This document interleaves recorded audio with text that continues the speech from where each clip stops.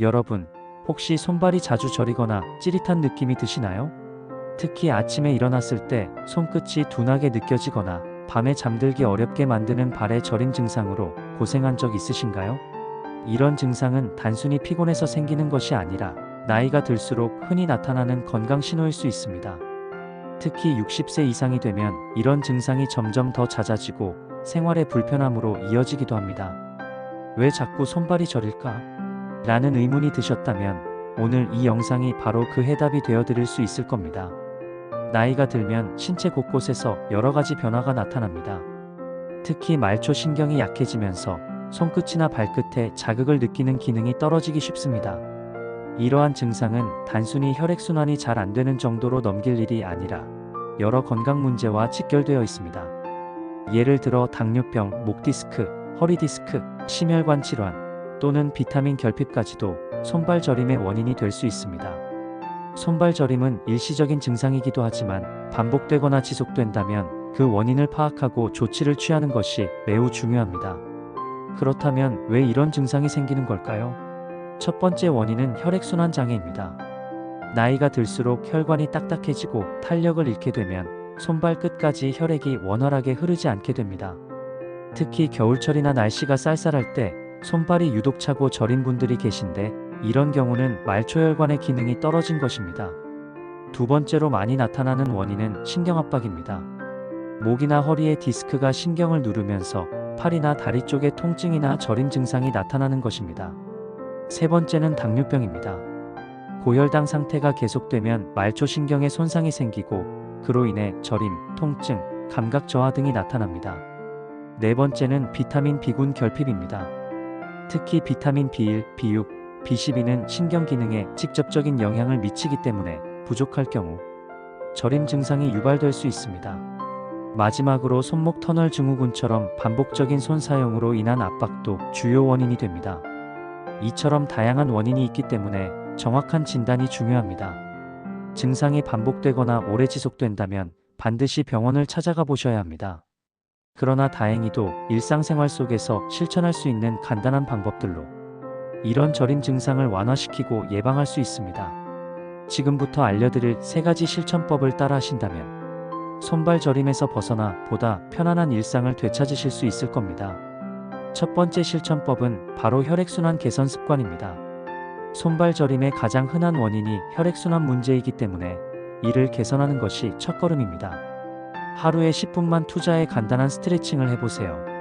예를 들어 발끝을 돌리거나 손가락을 펴고 구부리는 동작, 어깨와 목을 부드럽게 푸는 동작만으로도 혈류 개선에 큰 도움이 됩니다.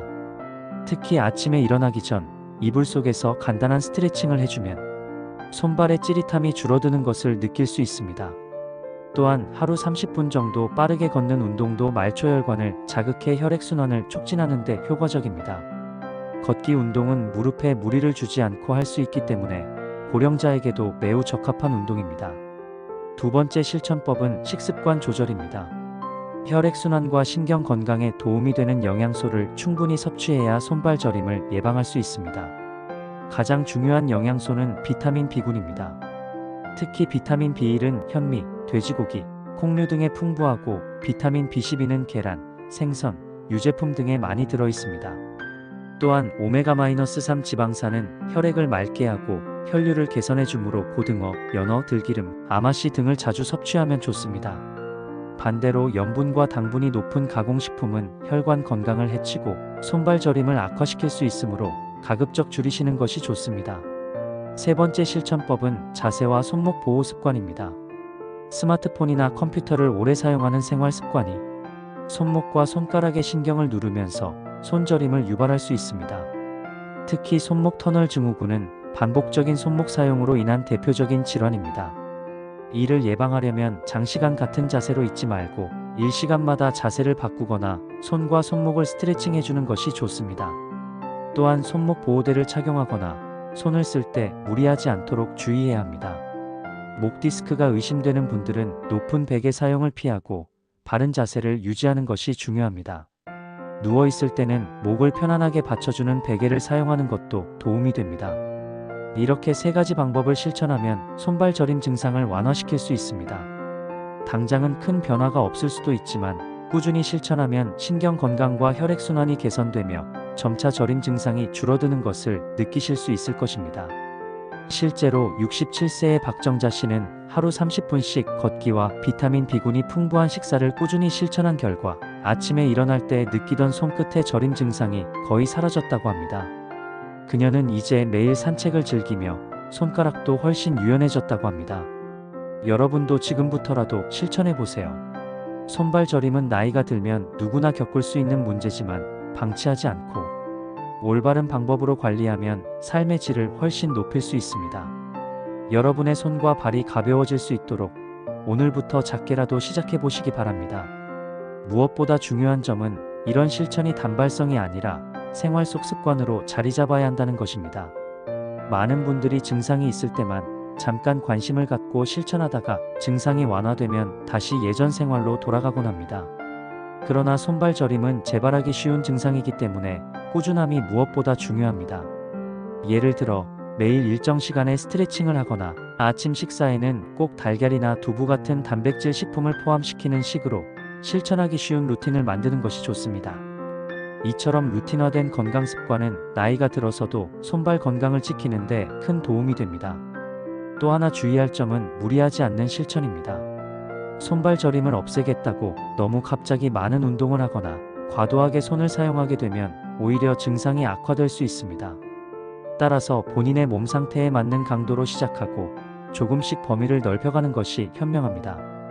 특히 어깨나 목이 뻐근하거나 자고 일어났을 때 손이 뻣뻣한 느낌이 든다면 일시적인 피로가 아니라 신경 압박의 초기 신호일 수 있으니 스트레칭과 함께 충분한 휴식도 병행해야 합니다. 그리고 간과하기 쉬운 것이 바로 수면입니다. 숙면을 취하지 못하면 신체 회복이 제대로 되지 않아 저림 증상이 더 심해질 수 있습니다. 일정한 시간에 잠자리에 들고 전자기기 사용을 줄이며 편안한 조명과 온도 환경을 조성하는 것이 숙면에 도움이 됩니다. 수면 중에도 손이나 팔이 저려 깰 정도라면 베개 높이나 수면 자세를 바꾸어야 할 필요가 있습니다. 목을 너무 높이 올리거나 팔을 베고 자는 자세는 신경을 압박할 수 있으므로 피해야 합니다. 또한 건강 보조제를 적절히 활용하는 것도 좋은 방법입니다. 비타민 B 복합제나 오메가-3는 약국에서 쉽게 구할 수 있으며 손발 저림 개선에 도움이 되는 것으로 알려져 있습니다. 단, 장기 복용을 하기 전에는 의사와 상담을 거쳐 복용량과 주의사항을 확인하는 것이 필요합니다. 특히 기존에 복용 중인 약물이 있다면 상호작용을 고려해야 하기 때문입니다. 자신에게 필요한 영양소가 무엇인지 정확히 알고 전문가와 상의하여 보조제를 선택하는 것이 바람직합니다. 마지막으로 손발 저림을 단순히 노화 현상으로 넘기지 않는 태도가 중요합니다. 물론 나이가 들면 몸의 여러 기능이 약해지는 것은 자연스러운 일이지만 이를 방치하면 불편함이 점점 더 커지고 일상생활에 제약이 생기게 됩니다. 작은 저림 증상이 결국 보행 불편, 낙상 위험, 심한 통증으로 이어질 수 있으므로 초기부터 관심을 갖고 관리하는 것이 건강한 노후를 위한 중요한 습관입니다. 지금까지 말씀드린 실천법은 모두 어렵지 않으며 특별한 장비나 장소 없이 집에서도 충분히 할 수 있는 것들입니다. 중요한 것은 꾸준함입니다. 오늘부터 매일 아침 손가락 펴기, 발목 돌리기, 어깨 스트레칭 5분만 실천해보세요. 또 식사에서 염분을 줄이고 채소와 단백질을 충분히 섭취하는 것부터 시작해보세요. 그리고 하루 중 한 번은 15분 정도 걷기를 실천하고 저녁에는 명상이나 호흡 운동을 통해 몸과 마음을 편안하게 해보세요. 이렇게 일상에 작은 변화를 주는 것만으로도 손발 저림은 충분히 완화될 수 있습니다. 여러분도 이제 할 수 있습니다. 지금 느끼는 저림 증상이 단순한 피로나 나이 탓이 아니라는 사실을 아셨다면 오늘부터 실천을 시작해보세요. 작은 실천이 쌓이면 몸은 분명히 반응합니다. 어느 날 아침 손끝에 저림 없이 상쾌하게 일어나는 날이 반드시 올 것입니다. 그리고 그 변화는 여러분의 자신감을 회복시키고 더 자유로운 생활을 가능하게 만들어줄 것입니다. 지금까지 영상이 도움이 되셨다면 구독과 좋아요를 꼭 눌러주세요. 앞으로도 여러분의 건강을 위한 실용적인 정보, 꼭 필요한 생활 건강 팁을 지속적으로 전달해드릴 예정입니다. 여러분의 건강은 여러분이 지킬 수 있습니다. 오늘도 건강한 하루 되시길 바랍니다.